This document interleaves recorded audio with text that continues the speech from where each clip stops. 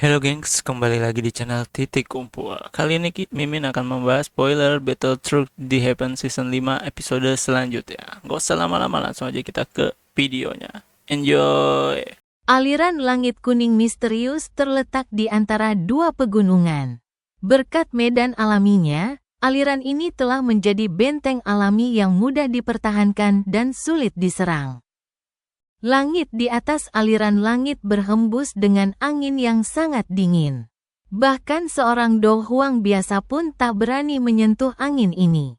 Dua pegunungan di sisi benteng tampak terbelah dua oleh kapak tajam yang besar, membuatnya tampak luar biasa halus. Selain itu, pegunungan itu sangat megah.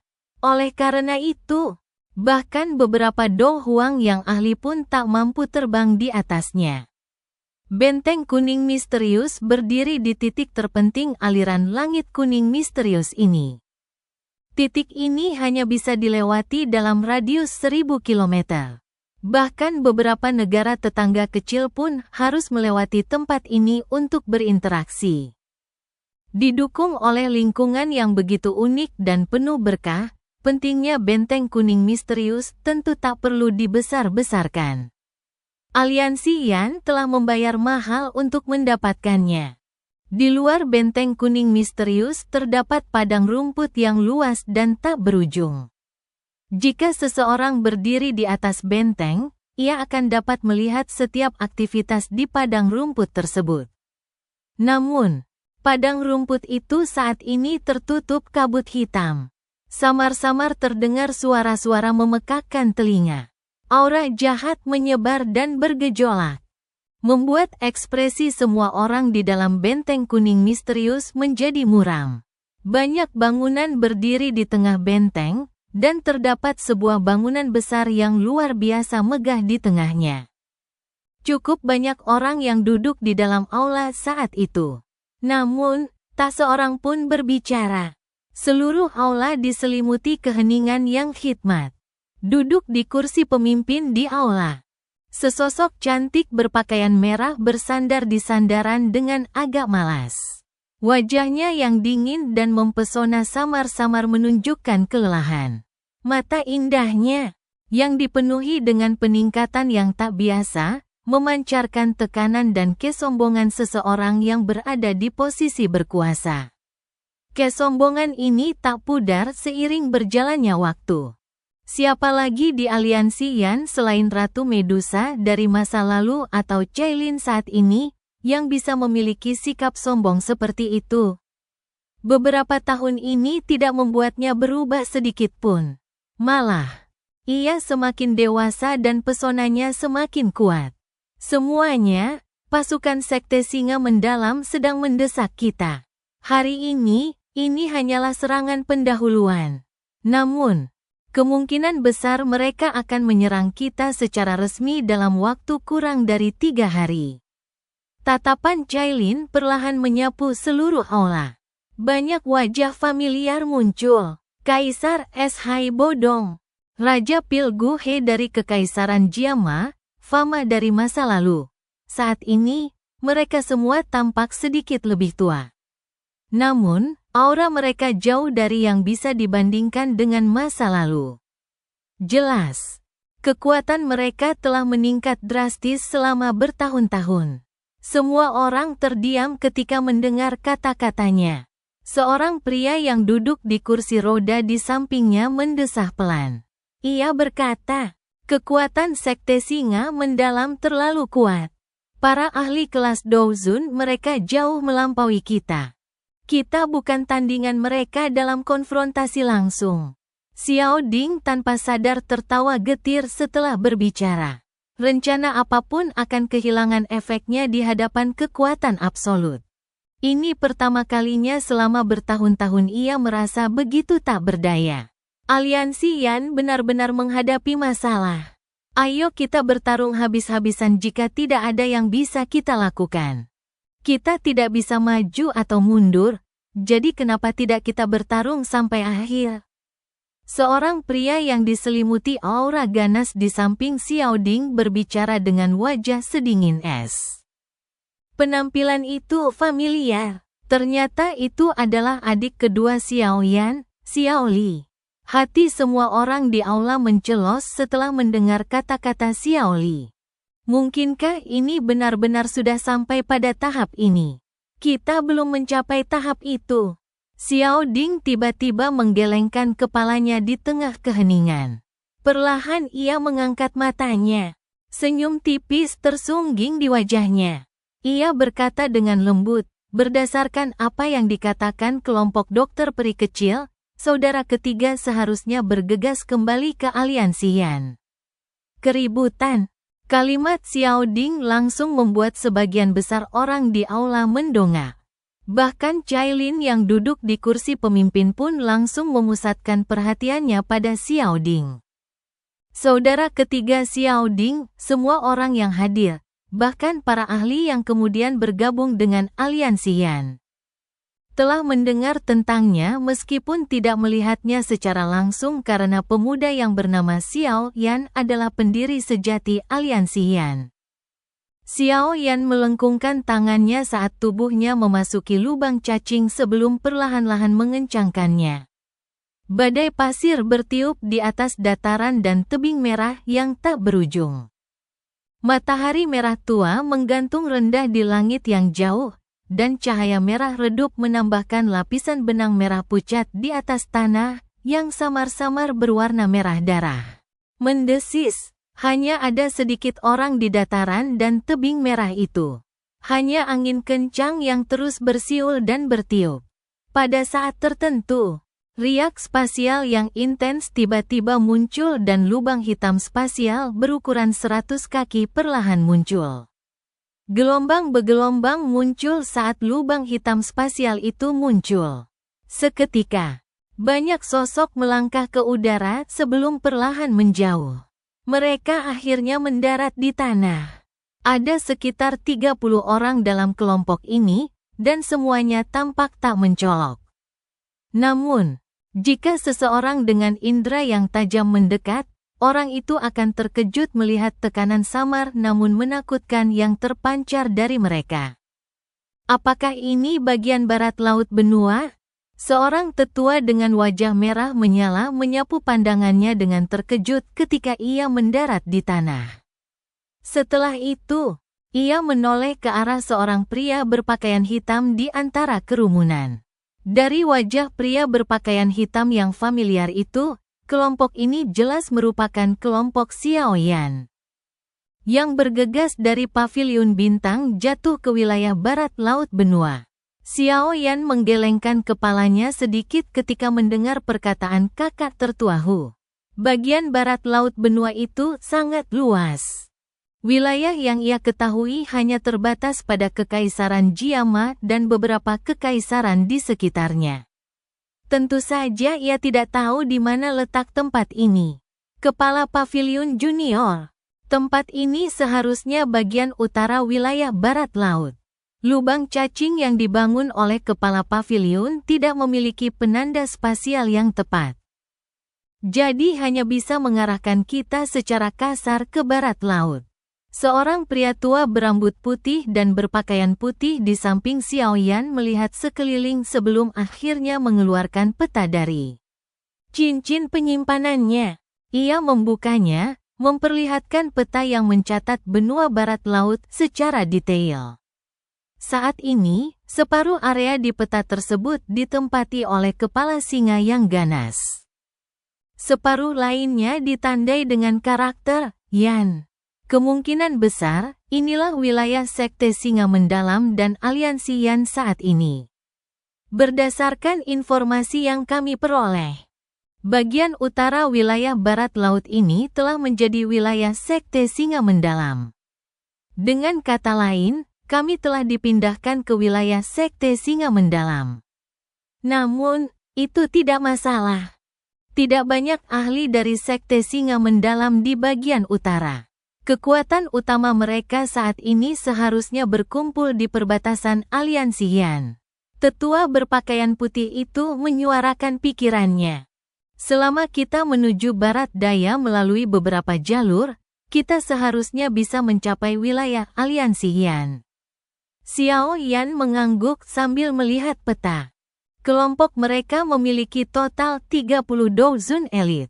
Dengan susunan ini, mereka bisa berjalan tanpa perlawanan selama mereka tidak bertemu pasukan elit Sekte Singa Mendalam atau Aula Jiwa. Dengan demikian, tidak akan sulit untuk mencapai wilayah aliansi Yan. Kalau begitu, ayo kita berangkat. Kita bisa mengumpulkan informasi tentang berita terkini di sepanjang perjalanan. Usahakan sebaik mungkin untuk menekan aura kalian. Dengarkan perintahku dan jangan berkeliaran sembarangan. Xiao Yan menoleh dan menatap ke barat daya yang jauh. Setelah itu, ia melambaikan tangan. Dan jari-jari kakinya menekan tanah. Tubuhnya berubah menjadi seberkas cahaya yang melesat pergi. Deru angin terdengar saat banyak sosok mengikutinya dari dekat. Kelompok Xiao Yan langsung menuju aliansi Yan di barat daya. Mereka terbang di atas wilayah yang dikuasai Sekte Singa Mendalam. Oleh karena itu, mereka tentu saja bertemu dengan beberapa pasukan dan ahli dari Sekte Singa Mendalam yang telah ditempatkan di sepanjang jalan. Namun, para ahli yang disebut-sebut ini berada di tingkat douzong yang paling biasa. Mereka tidak menimbulkan ancaman sedikit pun bagi kelompok Xiao Yan. Oleh karena itu, mereka tidak menghadapi hambatan apapun di sepanjang jalan, dan mereka juga berhasil menanyakan perkembangan terkini wilayah barat laut kepada beberapa ahli Sekte Singa Mendalam yang ditangkap. Hati Xiao Yan mencelos ketika mengetahui informasi ini karena situasinya memburuk jauh lebih cepat dari yang ia perkirakan. Wilayah yang telah diusahakan keras oleh aliansi Yan selama bertahun-tahun telah menyusut sepertiganya. Terlebih lagi, laju penyusutan ini meningkat dengan kecepatan yang mengejutkan. Dari sini, orang bisa mengetahui betapa dahsyatnya kekuatan yang digunakan Aula Jiwa untuk misi ini. Dari informasi ini, Xiao Yan menyadari bahwa sebagian besar ahli di aliansi Yan saat ini berkumpul di benteng kuning misterius di aliran langit kuning misterius. Tempat itu merupakan lokasi terpenting bagi aliansi Yan selain kamp utama mereka di Kekaisaran Jiama. Jika benteng ini jatuh, pertahanan mereka dalam radius 1000 km akan runtuh. Memaksa aliansi Yan kembali ke Kekaisaran Jiama. Hal ini niscaya akan menyebabkan kehancuran total aliansi Yan yang telah lama terpuruk. Oleh karena itu, para ahli aliansi Yan, beserta beberapa ahli lain yang telah bergabung dengan aliansi Yan untuk melawan Sekte Singa Mendalam, berkumpul di benteng kuning misterius. Dengan dukungan Aula Jiwa, Sekte Singa Mendalam memiliki kekuatan dahsyat yang mampu melenyapkan sebagian besar faksi di barat laut. Setelah beberapa kali tekanan, Sekte Singa Mendalam telah memperoleh cukup banyak ahli. Oleh karena itu, sulit menemukan faksi di wilayah barat laut benua yang dapat melawan mereka. Bahkan aliansi Yan pun berada dalam posisi yang kurang menguntungkan. Sekte Singa Mendalam tentu saja tidak akan menyerahkan benteng kuning misterius, tempat yang harus diperebutkan kedua belah pihak. Berdasarkan apa yang dikatakan seorang ahli yang telah bergabung dengan Sekte Singa Mendalam. Sekte Singa Mendalam saat ini juga telah mengirimkan pasukan elit mereka yang sebenarnya ke aliran langit kuning misterius. Dari kelihatannya, mereka jelas berniat merebut benteng kuning misterius secara paksa untuk mendominasi seluruh wilayah barat laut benua ini. Kabar buruk ini membuat Xiao Yan tak punya pilihan selain mempercepat langkahnya. Ia harus tiba di benteng kuning misterius sebelum Sekte Singa Mendalam mulai mendudukinya dengan paksa. Jika tidak, kerugian yang akan diderita aliansi Yan akan terlalu besar. Aliran langit kuning misterius terletak di antara dua pegunungan. Berkat medan alaminya, aliran ini telah menjadi benteng alami yang mudah dipertahankan dan sulit diserang. Langit di atas aliran langit berhembus dengan angin yang sangat dingin. Bahkan seorang Do Huang biasa pun tak berani menyentuh angin ini. Dua pegunungan di sisi benteng tampak terbelah dua oleh kapak tajam yang besar, membuatnya tampak luar biasa halus. Selain itu, pegunungan itu sangat megah. Oleh karena itu, bahkan beberapa Do Huang yang ahli pun tak mampu terbang di atasnya.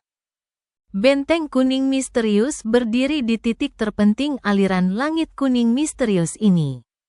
Titik ini hanya bisa dilewati dalam radius 1000 km.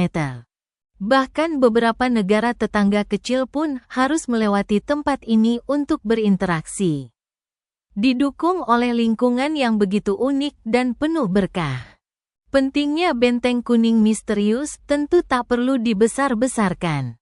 Aliansi Yan telah membayar mahal untuk mendapatkannya.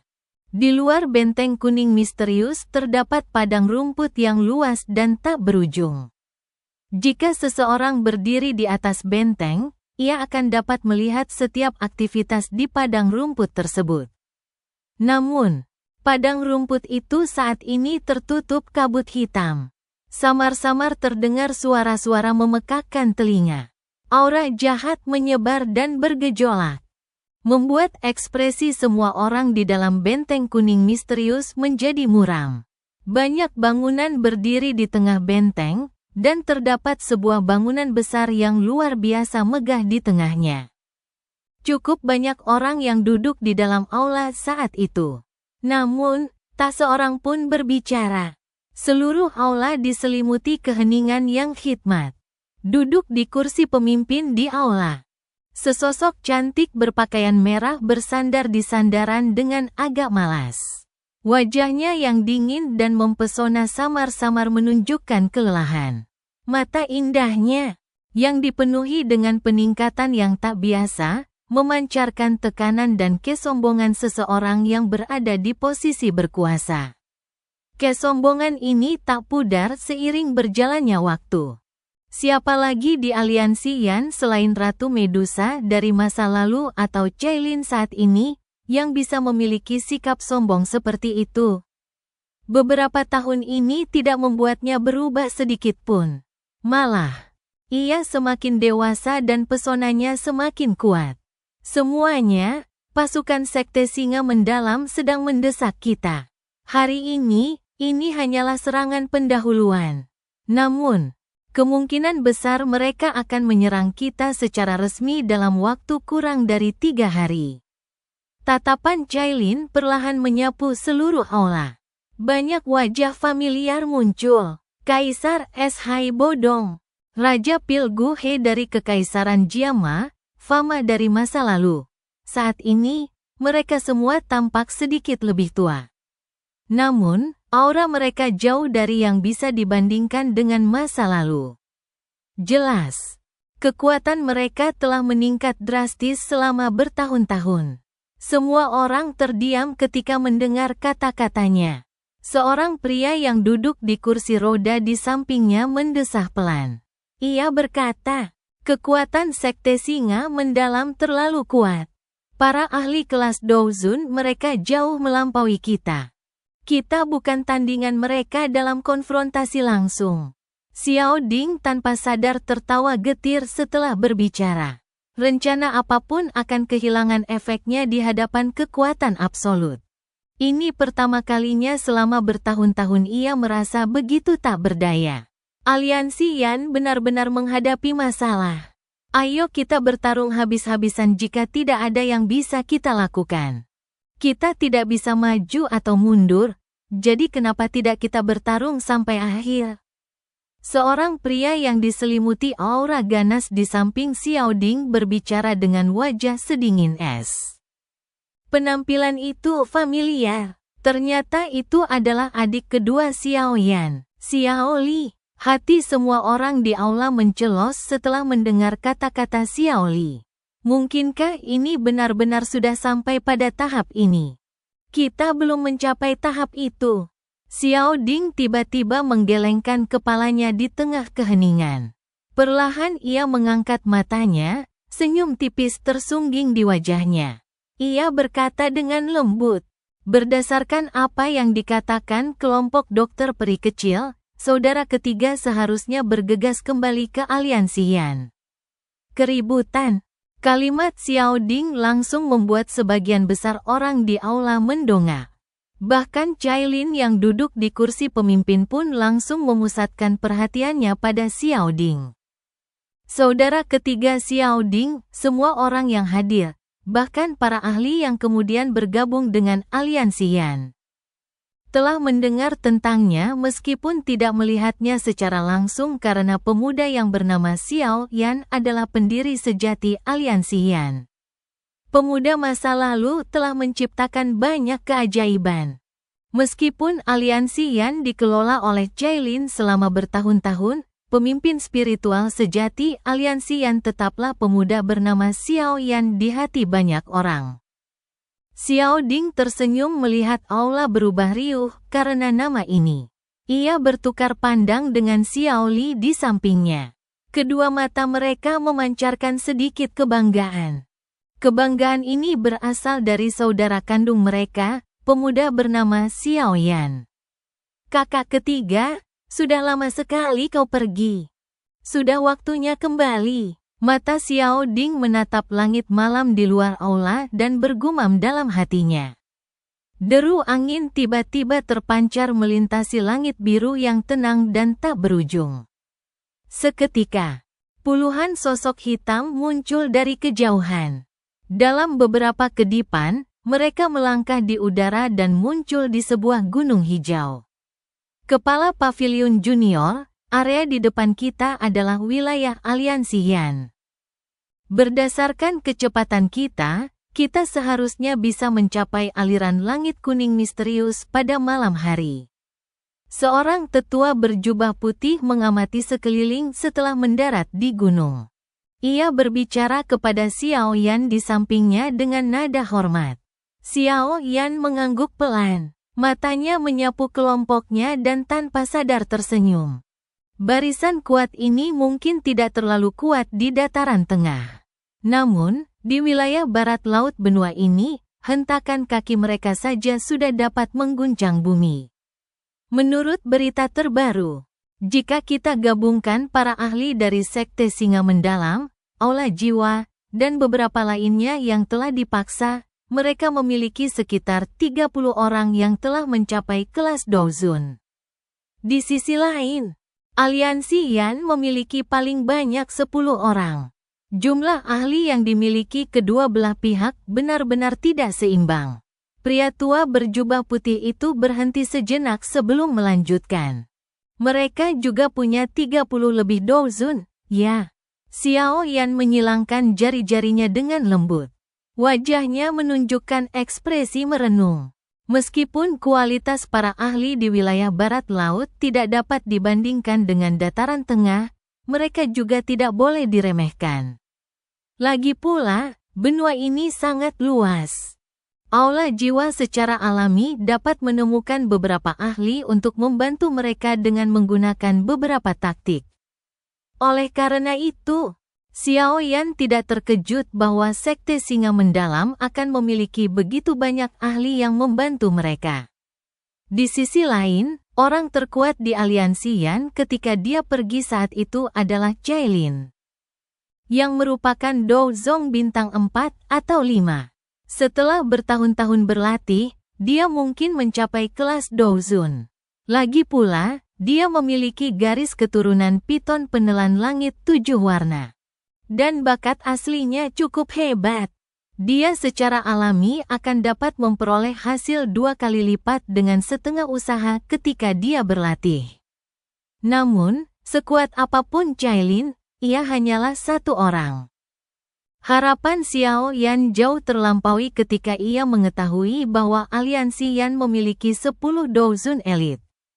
Kekuatan semacam ini bisa dianggap sebagai faksi papan atas bahkan di dataran tengah.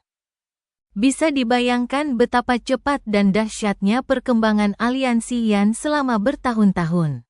Berapa banyak ahli Douzun bintang 6 atau lebih tinggi yang dimiliki Sekte Singa Mendalam? Xiao Yan ragu sejenak sebelum tiba-tiba bertanya. Kesenjangan antar bintang dalam kelas Douzun sangat besar. Misalnya, jika Xiao Yan menghadapi 10 Douzun elit bintang 1, mereka tidak akan bisa melukainya terlalu banyak. Sekte Singa Mendalam seharusnya memiliki 8 orang di atas Douzun bintang 6. Ada 4 di antara mereka yang telah mencapai bintang 8 Douzun.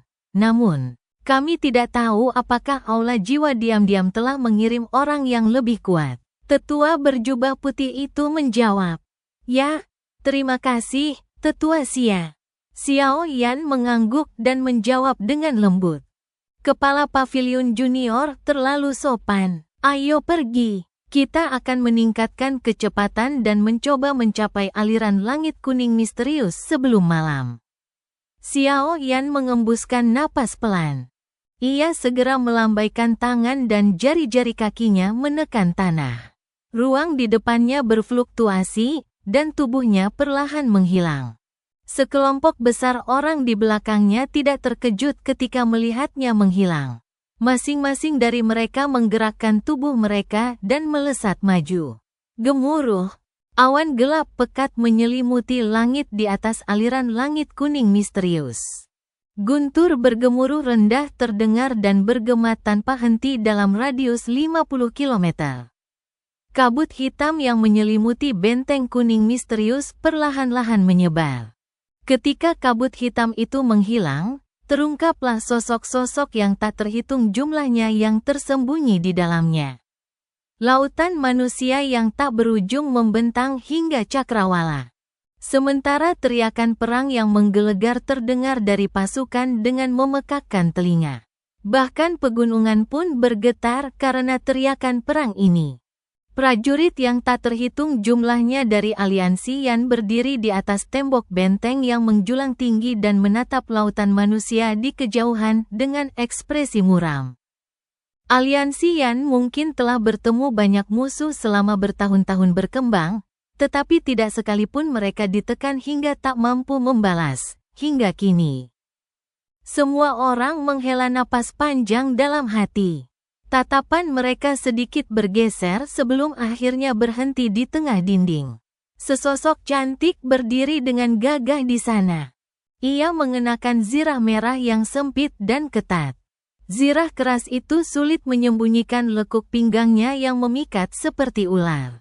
Bahkan saat ini, wajahnya yang dingin dan mempesona tidak menunjukkan sedikit pun kelemahan. Selama bertahun-tahun, wanita yang begitu cantik hingga tampak bak iblis ini telah memimpin aliansi Yan keluar dari Kekaisaran Jiama dan menciptakan salah satu faksi terkuat di wilayah barat laut benua. Ia telah memungkinkan Kekaisaran Jiama, yang awalnya merupakan kekaisaran yang relatif kecil dan lemah, untuk mendapatkan tempat di wilayah barat laut. Di hati beberapa ahli aliansi Yan, posisinya di aliansi Yan adalah posisi yang tak tergantikan. Dari sudut pandang tertentu, bahkan pendiri aliansi Yan pun tak dapat menyamai statusnya. Apakah mereka akhirnya akan menyerang? Mata Cailin yang melotot menatap kabut hitam yang telah menghilang di kejauhan. Tangannya perlahan menggenggam pedang panjang di pinggang rampingnya. Ia mengatupkan bibir merahnya, wajahnya dipenuhi ketegasan sedingin es. Cailin, kau harus menangkap Xiao Xiao dan pergi jika kita gagal menghalangi mereka. Xiao Ding duduk di kursi roda. Matanya menatap kabut hitam yang menyelimuti dari kejauhan sambil berbicara dengan lembut. Ya, ini anak saudara ketiga. Jangan sampai terjadi apa-apa padanya. Xiao Li di sampingnya juga menunjukkan ekspresi serius saat berbicara dengan suara berat. Cailin menggelengkan kepala ketika mendengar kata-kata mereka berdua. Ia menoleh dan melihat ke sampingnya. Ada seorang gadis kecil berpakaian putih di sana. Gadis kecil itu tampak berusia 4 atau 5 tahun. Ia tampak seperti batu giok yang diukir indah dan sangat imut. Ada simbol ular kecil 7 warna di alisnya. Mata hitam pekatnya yang besar mengandung spiritualitas yang membuat seseorang ingin memeluknya. Seseorang bisa terpesona olehnya. Hanya ketika seseorang pulih, ia akan diam-diam merasa takjub. Ia sudah memiliki pesona yang luar biasa di usia semuda itu. Bukankah ia akan lebih mempesona daripada ibunya saat dewasa nanti? Jailin menatap gadis kecil itu. Ekspresi penuh kasih sayang terpancar di mata sipitnya yang sedingin es. Ia berlutut dan memeluk gadis kecil itu dengan lembut. Gadis kecil itu tampak menyadari bahwa suasananya sedang tidak tepat. Tetapi ia tidak menangis. Tangan mungilnya memeluk leher Jailin yang jenjang sambil berkata dengan suara tegas, "Bu, jangan takut. Paman pertama bilang ayah akan kembali." Jailin mengerutkan bibirnya ketika mendengar ini. Ia memeluk gadis kecil itu sebelum mengangkat kepalanya sesaat kemudian. Ia menatap dokter peri kecil dan bertanya dengan lembut, apakah dia benar-benar akan kembali? Dia mungkin membutuhkan sekitar setengah tahun di makam surgawi. Kalau dihitung-hitung, dia seharusnya sudah meninggalkan alam Gu. Yao Lao pasti akan memberitahunya tentang masalah di sini begitu dia tiba di paviliun bintang jatuh. Mengingat karakternya, dia akan bergegas secepat mungkin. Dokter peri kecil mengangguk dan menjawab. Jailin mengedipkan matanya pelan, tetapi tidak berbicara. Tangannya dengan lembut menepuk kepala gadis kecil dalam pelukannya. Setelah itu, ia menatap dokter peri kecil dan berkata, "Jika benteng ini runtuh, kau harus menangkap Xiao Xiao dan pergi. Jika terjadi sesuatu padanya, aku tidak akan pernah memaafkan Xiao Yan apapun yang dia lakukan, bahkan jika aku mati."